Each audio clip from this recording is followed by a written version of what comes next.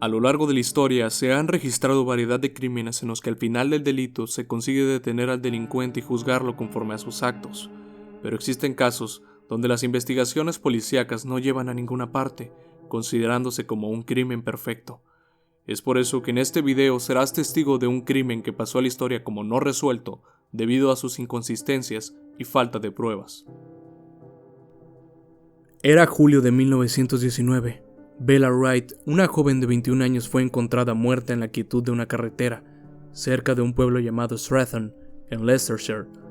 De no haber sido por un agente local y su gran perspicacia ante la escena, habría sido considerado como un accidente de tránsito más.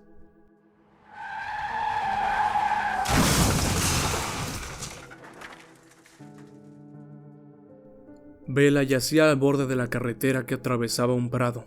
La cara de la joven estaba completamente golpeada y ensangrentada.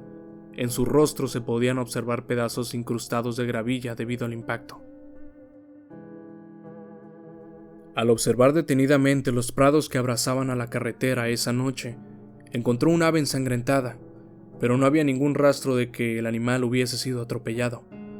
Al seguir buscando a unos cuantos pasos donde se encontraba la bicicleta de Bella, le llamó la atención un objeto que parecía ser un cartucho vacío de algún arma de fuego, debajo de una huella de herradura. Debido a que en ese momento era de noche, no se pudo dictaminar una causa de muerte segura. Es por eso que un examen más detallado al cadáver de Bella reveló la triste verdad sobre su muerte. En el tejido hinchado y ensangrentado debajo de su ojo se encontraba un orificio de bala que se ocultaba detrás de su cabello despeinado. Fue entonces cuando la búsqueda detrás de un conductor fugitivo dejaron de tener sentido. Era claro, el nuevo objetivo era encontrar al desalmado asesino. Bella había terminado un largo y fatigoso turno de noche como obrera en una fábrica de neumáticos. Cuando volvió a la casa el sábado 5 de julio, durmió hasta tarde. Una vez levantada, salió de su casa en bicicleta para publicar algunas cartas en la cercanía de la ciudad de Eddington, y también decidió visitar a su tío, que no vivía muy lejos de ahí. A lo largo de su trayecto se detuvo porque la rueda estaba floja. Mientras pensaba cómo solucionarlo, un hombre pasó a su lado en una bicicleta verde y se detuvo a ayudarle. Ella preguntó si tenía alguna herramienta para apretar las tuercas, pero no era el caso. El desconocido, sin embargo, se ofreció a acompañarla hasta la casa de su tío. George Measures, su tío, se sorprendió al verla llegar poco después de las 7 de la tarde en compañía de un hombre que manejaba una bicicleta verde. A su tío no le generó confianza y le preguntó a su sobrina que si quién era el extraño. Bella dijo que lo acababa de conocer en la carretera y que él había decidido acompañarla después de un rato. Horas más tarde, cuando Bella se disponía a volver a su hogar, su tío acompañó a Bella a la puerta, pero se percató de que el joven de la bicicleta verde seguía esperándola, a lo que Bella le dijo a su tío que no se preocupara, lo dejaría atrás después de unas cuantas pedaleadas. Una hora más tarde, un granjero que conducía su ganado por la tranquila carretera encontró el cadáver de Bella.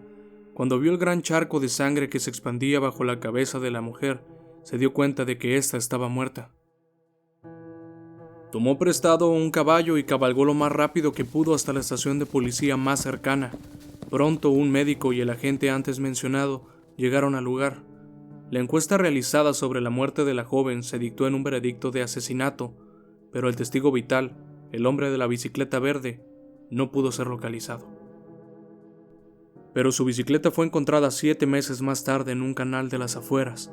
Era el cuadro de una bicicleta verde según pudo comprobarse al subirlo a la superficie.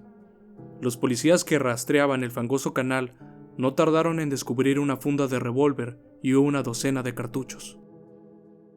Uno de los números de serie del marco de la bicicleta había sido rascado, pero otro número de identificación en la parte interior del soporte del asiento condujo a la policía al vendedor local de esa marca de bicicletas y después a la identificación del hombre que le había comprado la bicicleta 10 años atrás. El dueño de la bicicleta era el delineante de ferrocarriles Ronald Light, veterano de la Primera Guerra Mundial, traumatizado por la guerra, aficionado de las armas de fuego, licenciado del ejército, y había vivido en Leicestershire hasta 6 meses después de la muerte de Bella. Cuando la policía localizó a Ronald, de 34 años de edad, este se había marchado de la casa de Leicestershire que compartía con su madre viuda y conseguido un trabajo a unos cientos de kilómetros de distancia como maestro de escuela en Cheltenham. Ahí fue detenido y traído a Leicestershire para ser acusado de asesinato de Bella.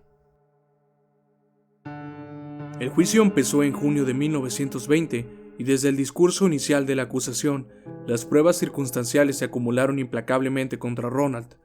Varios testigos identificaron a este hombre como el de la bicicleta verde, y una joven sirvienta de su propia casa declaró que llegó tarde la noche del asesinato y días después había vendido toda su ropa. El fiscal había demostrado que Ronald era un hombre misterioso, que había acompañado a Bella en su bicicleta poco antes de su muerte. El propio acusado confesó que él había raspado el número de serie de su bicicleta y que había arrojado el revólver y los cartuchos al canal pocas semanas después del crimen. El único punto débil de la acusación en contra de él fue la falta de móvil, es decir, no había un motivo claro por el cual Ronald matase a Bella.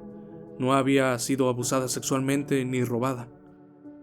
Ronald negaba haberla matado, afirmando que se habían despedido en el cruce de carreteras del pueblo, aunque parecía que las pruebas irrefutables en su contra tenían que llevarlo al patíbulo. Cuando Ronald declaró en su propia defensa, parecía al principio que se estaba condenando él mismo. Confesó que la había seguido con su bicicleta la noche de su muerte y que incluso le había pedido una llave inglesa y una bomba de aire porque se le había aflojado una rueda y deshinchado un neumático. Pero su declaración creó un efecto fulminante en el jurado. Con voz clara y firme, sin sombra de vacilación, Ronald dijo al tribunal: «Yo era el artillero y estuve en las trincheras desde 1915 hasta 1918, cuando fui enviado a casa como un hombre destrozado. Conservé la funda y mis municiones porque estaban en una bolsa atadas a mi camilla cuando me sacaron del frente. El ejército se quedó con mi revólver por reglamento. Cuando Bella fue asesinada, vi los periódicos el día siguiente y a la joven con quien había estado poco antes de su muerte. Sabía que la policía iba a interrogarme, pero no dije nada a nadie. Intenté librarme de todo lo que podía relacionarme con ella y tuve miedo porque sabía que me iban a buscar».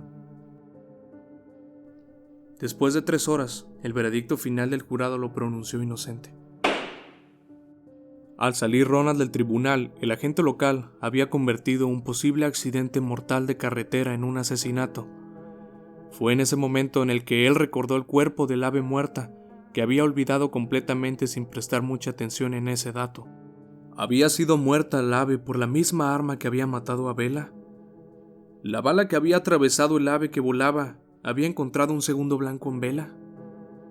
¿O simplemente podría haber sido un insensato tirador que sabía que su imprudente disparo había matado a una joven inocente, huyendo del lugar sin contar nada a nadie? Se preguntó.